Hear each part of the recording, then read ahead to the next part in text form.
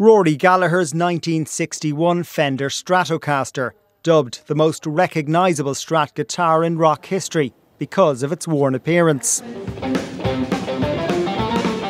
Gallagher, who died in 1995 aged 47, bought the instrument in 1963 for £100 on credit from Crowleys Music Centre in Cork.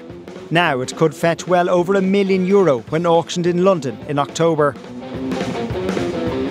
This was the guitar he used from 1963, right up until his passing in 1995. There's also a legend that says that this is the first Fender Stratocaster that came into Ireland.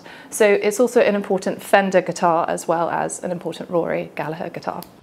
Mick Crowley originally sold Rory the guitar in his Cork shop. 61 years later, his daughter Sheena, now the proprietor of Crowleys Music Centre, feels a special link to the instrument and is part of a campaign to keep it in the city.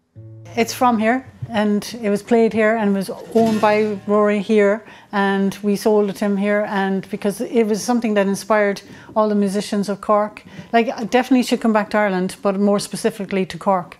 I mean, where else would it be really, like, you know, it was his hometown.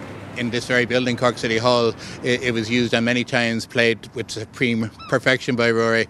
From where he went culturally to take on the world, Rory was brought up in Cork, and I think this is spiritually where such a totemic item should remain. The Cork guitarist, originally from Donegal, was worshipped by generations of rock fans.